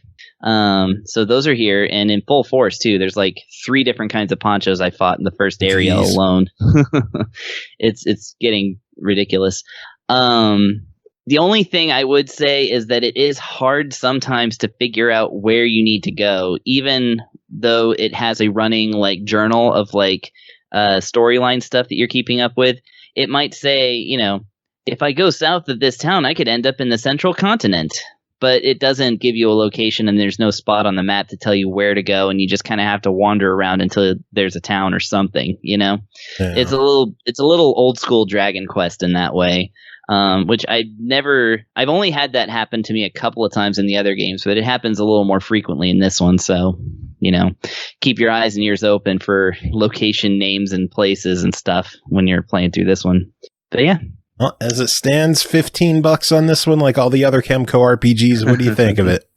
Well, like all the hit point ones, I absolutely say buy it, and I will in fact be looking for this to come out on the Switch so that I can pay money for this and download it and play it that way. I'm even though they do provide us with codes, it's always for Windows 10, so I always end up spending money on them myself anyway because I always like to play them on Switch. But they come to Xbox first, so that's the platform we cover them on. Yeah, no, I love hit point games. They're very imaginative. The stories aren't super epic, but at least they're like interesting, and it's always worth getting all the way through the game. I was very pleased. I've beaten 2 of the 4 so far, and I'm working on Crystal Orta pretty soon. So yeah, I'd say it's a buy it. Cool. Yeah. All right, next up is Super Hiking League DX, developed by Bit Inc. Studios, published by QUByte Interactive, released August 10th on Xbox One, PS4, and Switch for $4.99. Join Nelson in the Super Hiking League. An evil wizard is making mountains disappear in a plan to make the world perfectly flat. As a member of the Super Hiking League, you will not let this happen. Compete in climbing matches against other hikers to collect all magic gems and stop his plans. Pernell, what the hell is this game? Apparently this evil wizard is trying to turn their world into Delaware, but we got to stop him. So, honestly, it's going to be one of my shorter reviews for this episode, thankfully. Not to say that the game is bad, it's just this is a very concise game. You are a team of hikers. Well, you're one of the hikers. And the general gist of the game is mainly played in the arcade mode, which consists of you going from level to level and performing what would be known as, what could be considered as like a vertical racing game. Because every level, whether you're playing the arcade mode or the eventual versus mode, which you'll be doing stages on via unlocked stages from arcade mode, you will be going up against opponents to go from the bottom of the screen to the top of the screen and collecting the gem that floats above the map. How do you traverse the map? Well, run left to right, obviously, and you can jump. But the key mechanic to Super Hiking League is a grapple mechanic, where you can throw the grappling hook either like diagonally left to right or straight up. And then once it's connected to the grapple point, which are represented by like floating flowers, you kind of get like a sort of a bungee scenario going where you can kind of like pull yourself down and then launch yourself up. And if you hit the button at just the right time, you'll get like a super launch where you just go extra high up into the screen or whatnot. So when you're trying to beat your opponent, whether it be a human or a ghost character for races on the arcade mode, that's going to play a very major point in getting around. Now, you can not only make traversal moves, you can also attack people too. There's a button that lets you swing. For whatever reason, these guys have swords. Don't ask why. I couldn't tell you. But they can use their swords to attack opponents or the occasional enemy, usually in the form of slimes that exist on the map. You can't die in this game. Whether you get hit by an enemy or by an opponent, it just kind of stuns you slightly and knocks you backwards. So it's more of a hindrance to kind of like push each other out of the way as you're rushing for the top of the screen. All of the maps in this game are fairly, like, none of them are too big. Like, you can finish a run on a map in like 30 seconds at a time generally. And then it's 2 rounds. Like, basically the first to get 2 wins clears it. But that doesn't make it a bad thing at all. It makes for some very quick, intense matches. A very fun multiplayer scenario, in fact. And every time you beat a level in arcade mode, you unlock the next arcade mode stage for versus. And sometimes you'll also unlock a new member of the Super Hiking League, which you can use to select as a character you can select on the select screen for versus mode. Though they don't perform any differently. It's purely skin. But, hey, it's kinds of games that's all it's supposed to be about sometimes. You just want to be able to choose the character that resonates most with you to play with. All in all, I would say this has been a game that came out of nowhere for me. Like, I never heard of this game when you referred it to me. And I actually think it's pretty fun. I can see this making a good, party game, like a round robin sort of thing, where you just kind of switch between one of the many stages the game has, and just randomize the stage, and just race to the top, and then winner holds on, loser passes the controller around the room. Oh, then $5 on this thing. What are you thinking about it? I always want to call it fuck it, why not? But it more like it belies how much I thought the game was fun. So I kind of want to just say buy it in this case. Also worth noting, the music is legit. I like the tunes in this game a lot too. They're classic-y 8-bit style. Good stuff. DX. Good stuff, DX. All right, next up is Super Squidlit. Developed and published by Squidlit Inc., released July 30th on the Switch for $9.99. Super Squidlit imitates the Game Boy Color's capabilities and limitations for a squishy adventure. The colorful world of Squishu and its invertebrate inhabitants need your help. Play as Plip and your old foe Squat as you sail to banish a great evil. Good job. Squat. Yeah. Chris, tell us about Super Squidlit. Okay, so Super Squidlit is, of course, the sequel to the hit game Squidlit, I assume. But yeah, basically you take control of a adorable little squid who lives in a squid town. Plip, I guess, is the name, yeah. And by the way, the company name is Squidlit Inc. I just got that Inc. But anyways, so yeah, basically it because it's a sequel, it tells you essentially the whole plot of the first game, which of course the first game, it acts like a Game Boy game. It's all in green and stuff like that, and it jokes around, has some Game Boy-y type jokes, even references to Zelda Link's Awakening and stuff is pretty great. Which I think I bought that game. I don't think I reviewed it or anything. Anyways, so this one similarly, the plot explanation, if you talk to to one of the other squids in town, they're like, "How do you like those color contacts I just got you?" And then the explains the color. Yeah, exactly. And the previous game has a border on it that looks like a Game Boy, and this one has a color, like a Game Boy Color looking border. And if you push the R button, it switches between Game Boy Color colors, yellow, blue, pink, all that other stuff. And of course, it has a little light that says juice on it. That for the battery, nice. Yeah. So anyway. Yeah, in the plot of this game, you are teaming up with the final boss of the previous game, which is a big giant bug lady, who Squawk or whatever. And she basically, when you defeated her, it released this giant evil upon the world, and now you kind of have to join forces to take the thing down. So, but this character, the bad guy, basically just acts as an NPC that you occasionally run into, but she's kind of funny because she's, a bad guy trying to do the good thing. And, it's again, this game is adorable. So, the way that the action works, it is an action platformer. It's basically go from one area to the next, and eventually you get to the end of the world, and then you sail on a ship to another island and, do the exploring there. It's pretty simple, very straightforward. You get a few abilities in this one. So your primary ability is to jump and then do what is kind of a double jump, but it doesn't actually get you any more air.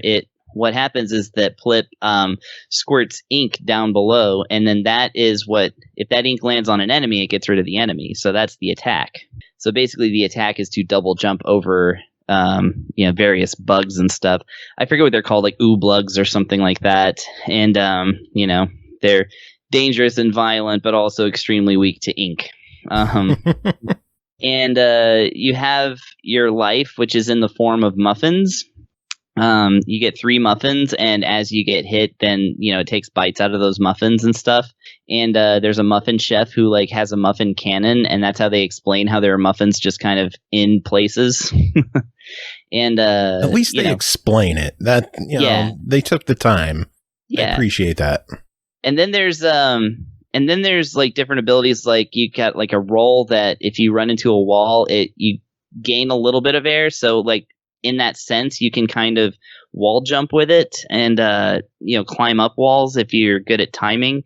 And of course, that's going to get you the secret things like buttons, crafting buttons, and those you can trade for like other stuff. And you can also get notes, which kind of reveal a little bit of backstory, I suppose. And yeah, it's just a nice little adventure. There's not too much depth to it, and in fact, I was kind of hoping, because I got the roll in the second level, that I could go back to the first level and use that to find extra items or something like that. But if you go back to replay a level, it actually starts you as if you had just started that level. So it It's not a Metroidvania. You don't go back and use new powers. So, in that sense, it's a little more simplistic, but I was really charmed by it. The animation is lovely. The music's good. It very, very effectively emulates the Game Boy Color soundtrack specifically. That's because it was recorded on a real Game Boy Color. Yeah, I mean, I absolutely believe it. Yeah. Having played many Game Boy Color games, I was like, yeah, this is authentic AF. But yeah, go ahead. I was going to say, it's $10. What do you think of Super Squidlit? Yeah, it's delightful. Go pick it up. Also pick up Squidlit. It's also good. It's a little more basic, but it's a Game Boy game, so that's the reason. But yeah, this one is an improvement in every way that I can find, and there's no real downside to this one. It's just not a whole ton of depth if you're looking for that, but I mean, what it is very very delightful. Hey, first game's only $2, so if you're curious, yeah, exactly. There you go. Jump on that one. All right, next up is Bone Marrow, developed by HugePixel, published by Ratalaika Games, released August 6th on Xbox One, Series X and S, Switch, PS4, and PS5 for $4.99. Bone Marrow is a game in the genre of role-playing board logic puzzles. The game proposes to combine numbers in pairs, and these numbers have been paired with objects. Using their combination, you can create better weapons, shields, and potions, which will increase your attack and defense against dark monsters, but a wrong move will have consequences. Pernell, tell us about your time with Bone Marrow. It's 2048. Okay. So for those who are familiar with 2048, well, you're already 3/4 of the way through this review. But for those who are not, 2048 is, well, I'll talk about the game and you'll pick up the connection yourself. So the idea is that you choose a character at the beginning of the game, and you end up going to one of the 4 stages that are slowly unlocked as you progress through the game.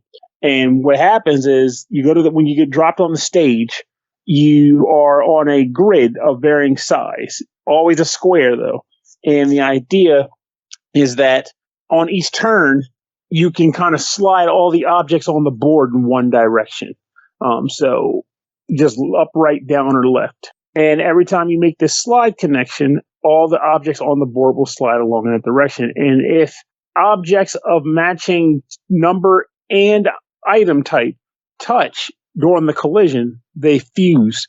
So, for example, there are 4 types of objects. There are weapons, defense items, food items. Okay, there's 3 types of items. Watch this. I could ask you a 4th one, but my brain is not remembering it. But those 3 types of things. And so in order to say, for example, the level 2 food item is like an orange, and it's number 2 at the bottom of this icon. If a number 2 orange slides into another number 2 orange, they become a number 4 pair. So now, in order to get rid of the 4 pair, it has to match up with another 4 pair to become the number 8, whatever that food item is. And I think it's like a piece of meat, and it just kind of goes up to a certain point. I think the highest I ever really got on a run is like 16 because, woof. But this works for the weapons, the armed defense, and also the food. During the day, there's 2 cycle types in the game. There's day and night. And this is only broken up by number of moves that you take. So let's just say, for example, daytime, there's 8 moves, then it becomes nighttime and another 8 moves. And it goes back to daytime. Now, what is the purpose of day and night cycles in this game? Well, during the day, you can't really pick anything up. Like, you can knock everything around and make it all fuse together.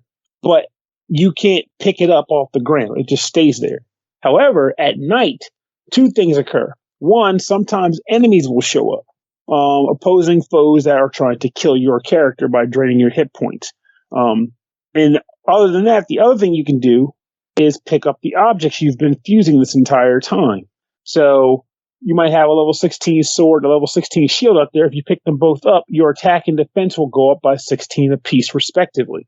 Every time you collide with an opponent, also only during nighttime, you will actually do damage to them, and they will do damage to you.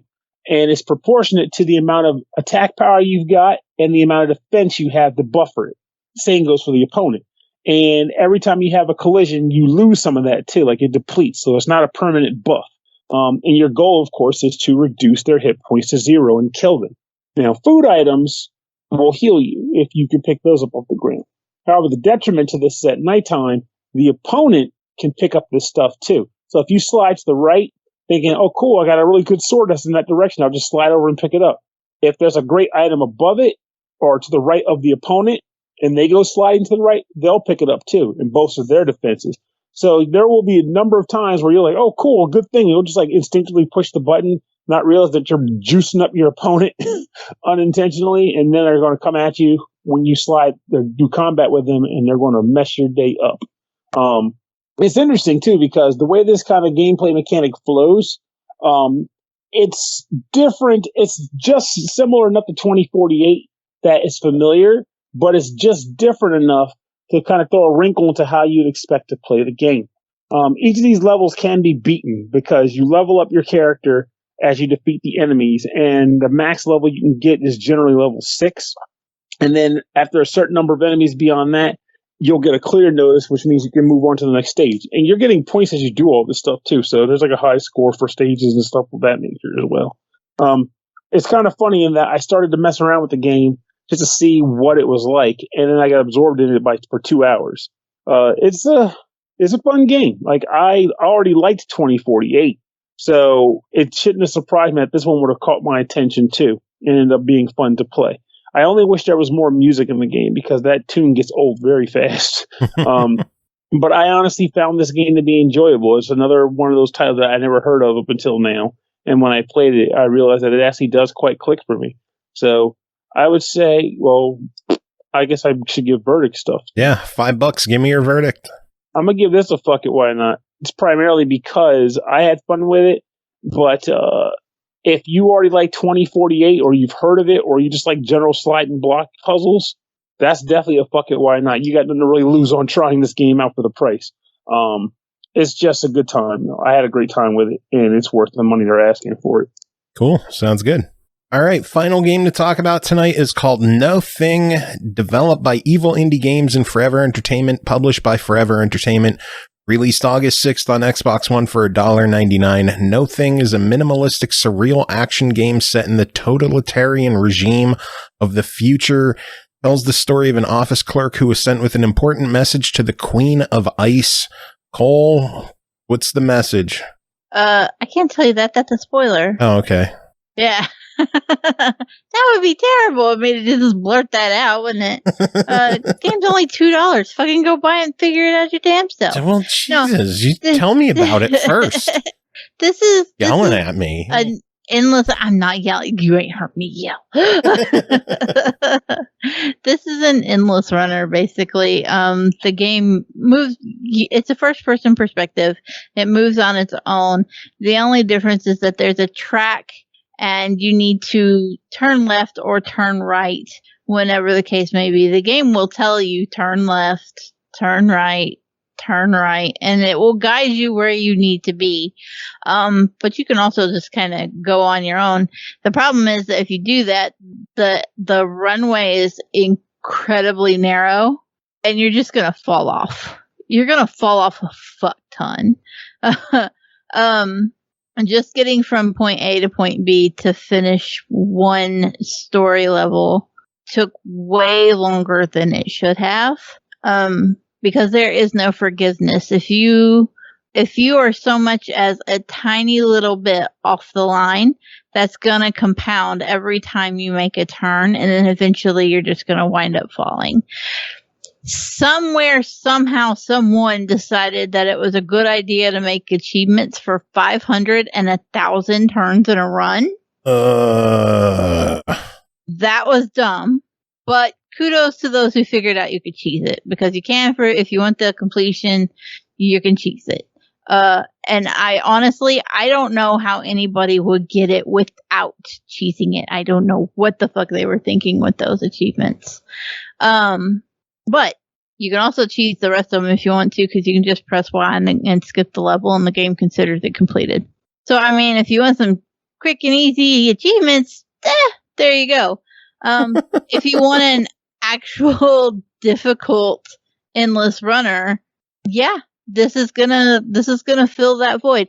I will say that everything has like this cyberpunky neon 80s Tokyo kind of hot pink and hot blue and aesthetic going for it, and I wouldn't mind it so much, but there's like this CRT filter over it all as well, and it makes actually seeing a little difficult. Yeah. I am consciously aware that my glasses prescription has shit the bed already, even though I just got it a few months ago, and then I need a new. Oh no, this game actively fucks with the visuals. But yeah, like I don't want anybody to be like, "You need new glasses," because like I do, but also this game fucked with me. Yeah. And it made that visual impairment a lot worse. So yeah, it's surprisingly difficult unless you cheese it, and then it's like, oh, here's your achievements in 10 minutes. I don't know, have fun with it. Oh, it's $1.99. What do you think? This is one of those where I go, fuck it, why not? It's nice to see a low starting price point for a game like this. Sometimes you just want to pick something up and spend a few minutes dicking around with it and checking it out and not have to pay $15.99 for it to do it. I was pleasantly surprised with this one, because when I saw it release on Xbox, I believe on the Switch it's $1. Yeah. And I honestly expected it to be $4.99 on Xbox. Yeah. So the fact that it's only $1.99 makes me happy. Yeah, I think it's one of those like, oh, you got some reward points burning a hole in your pocket. You want some easy achievements if you cheese them. Yeah. Do you want to play a runner? There you go. Have fun. $2. YOLO. Yeah. Yeah. YOLO submarine. Yeah. Oh God. Are you going to draw a third one? No, I fucking ain't. I got too much shit to do this week. We all live in a YOLO submarine. Yeah, we've done that joke twice actually, Pernell. And I actually drew a little rickety ass looking submarine. And then the second time I put a little anchor on it that was a 2 and was all barely welded onto it. Yep. And now you have to make a third one. I'm not. But now they should be inside the submarine. It's like taking on water, and the guy goes, "Are you sure this is safe?" And the pilot's going, "YOLO." No, see, the word YOLO spells out the submarine. Like the patch on the side is an L, and then there's the portholes are the O's, and then the rotor is the Y. Yeah, you know, if you're not doing the picture, this is just a waste of explaining all of it. It's a waste, man. I don't got time. Just got to slap a 3 on that picture. Just like this time, it's personal. Make it look like duct tape over the 2. That's just a 3 in marker. God. All right. Any final words to end the show? Put your kids in a mask. Don't load them into the soul cannon that is a maskless school system.